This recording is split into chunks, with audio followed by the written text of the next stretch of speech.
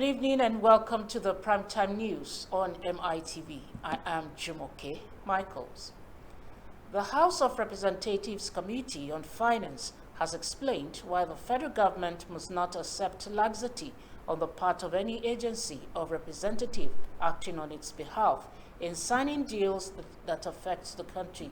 Chairman of the committee, James Faleke, said the interactive session with the agencies and stakeholders on government finances was to ensure the passage of the MTEF/FSP before the presentation of the 2024 annual budget. He noted that the sessions are expected to be held at least quarterly to enable the projections agreed upon on the budget are monitored and ensuring oversight reports to be laid before the House and Nigerians on the progress of the budget.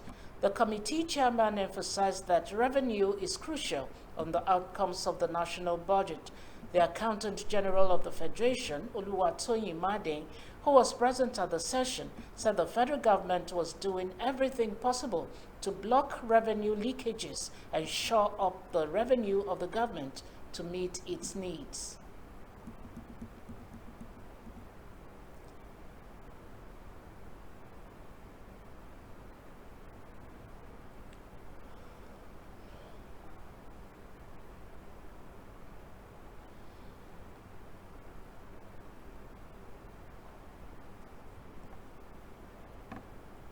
As it is by law, they are the owner of this company, and they are the owner of all assets of NIPOS by law. Are you lawyers? That's what I understand. I also have another one, which NIPOS Logistics or something like that, also registered in personal names. So I want to know from you, did you give permission to CAC to register your assets in personal name, Nigerian assets? Because what I can see here is that the question you raised is precisely why I did say earlier on in my remarks that there is an opportunity for this committee to really partner with us to regularize a lot of the irregularities that exist and persist in our system. That is just one example. There are many other examples where such anomalies exist and have persisted for many years. The simple answer to your question, Honorable Chairman, is that the House of Representatives Committee on Financial Crime says it will bring to justice enablers of financial crimes and criminalities in the country. Chairman of the committee, Ginger Oninna, stated this at the inaugural meeting of the committee. House of Representatives correspondent Linda Ike reports that he said the committee will also ensure that corruption is not business as usual, saying that it will map out strategies and policies that are necessary to safeguard the nation's financial system and uphold the rule of law. He reiterated lawmakers' confidence and capabilities to tackle the innate challenges of financial crimes in the country. As we move forward in our mission, I have full confidence that our combined efforts will continue to make a profound impact on our society. Today, we will ensure that those who engage in financial crimes and criminalities are held accountable and brought to justice. The committee, in preparation for commencement of activities, will operate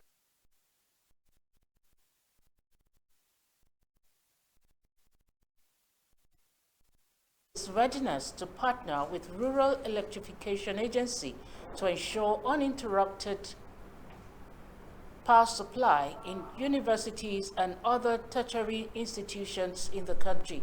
Executive Chairman of TEDFund, Sonny Echono, made this known during a courtesy visit to his office by the Managing Director of REA, Salihijo Ahmad in Abuja. Correspondent Marian Inakemo reports that Echono, who commended the energizing education program being implemented by REA in select universities and teaching hospitals across the country, said the importance of steady power supply in tertiary institutions cannot be overemphasized, while calling on REA to revamp the project in some of the beneficiary institutions that have encountered challenges with the EEP. Echono said TED Fund would explore the possibility of getting longer-term financing from African Development Bank for subsequent editions of the scheme. The managing director of REA, Sally Hijo, said the EEP is aimed at providing sustainable and clean power supply to 37 federal universities and 7 university teaching hospitals across Nigeria. So if we can get long-term finance at affordable interest rates, if we like enable us to do more, and then we can provide guarantees. You know, some of the instruments we have sufficient liquidity to defray costs, and to be easier for us to absorb and take it wholly by ourselves. Of course, there's also the third option. I think the federal government has done it before, but we all sit together and work out an arrangement where to do specific intervention of the federal government. You can't achieve any of it. So federal government had incidentally approved up to 37 federal universities. We've been able to cater for up to 24 of them, either from the public budget that we have on a yearly basis, or from 2 very critical international development partners, being the World Bank and the African Development Bank. Appointed, but unfortunately we have not had too much traction. But we believe that it's so important that we have to continue to present it to you so that you can see. In another development, the federal government has said plans are underway to conduct head counts of Almajiris in the country and enroll them into the homegrown school feeding program by the present administration. The Senior Special Assistant to the President on Schools Feeding, Dr. Yetunde Adeniji, revealed this during a courtesy call on the Executive Governor of Nasarawa State, Abdullahi A. Sule, in Lafia. A statement by Special Assistant to the SSA, Mr. Oyedokun Oyewumi, indicated that the program targets children in public schools, adding that her office is open to suggestions. Speaking during the visit, Governor Sule called on the federal government to make it a priority to include Almajiris in the homegrown school feeding plan.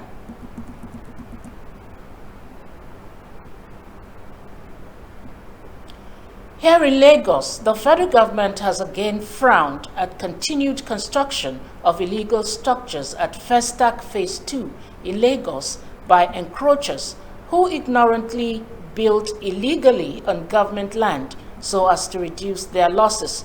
This disclosure came in Lagos when officials of the Federal Housing Authority paid a visit for an assessment on the deplorable situation, as some areas now wear slum-like look, apart from ongoing construction works in many places in the community, despite several warnings in the past for occupiers of land and encroachers to stop their illegal construction on government land. The zonal manager in the southwest of the agency, Architect Akinola Olagbemiro, said it's unacceptable that illegality has persisted, but made it clear that government would consider all professional and safety measures to salvage as much as possible without endangering lives. He promised to uphold the federal government's mandate of providing affordable and accessible housing for all Nigerians. Another official, Francisca James, promised to salvage as many structures as possible without compromising standards, noting that angles of some buildings may be chopped off while others may be demolished. After so many years of trying to get into the property belonging to Federal Housing Authority, which we actually label as Festac Phase 2, it's been quite cumbersome, especially when they talk about encroachment and illegal development. this has become so wide and is turning the whole place into a slum. A lot of illegalities have gone on in that place, and we're talking about quite a number of illegal developments. And we're trying to see how best we could be able to resolve this and to be able to make people live in more serene environment, and for us to be able to also do our own part by making sure that people have good quality houses for them to be able to live in. Even the one of 2022 is still there, and to our surprise, the level of work is still going on. No regard. No what? No regard for the law. So that's what is happening. The marks are still there, evidence on their wall. And some were even as far back as 2022. Some 2023 as far back as August. And we are in November now. Security backing will start to enforce the structures that are on the road and the ones that are on the pipeline setback and the ones that have built after that stakeholder meeting that we all said that everybody should wait and let's finish our job and we'll be able to know, because what they are doing is they said we are going to regularize.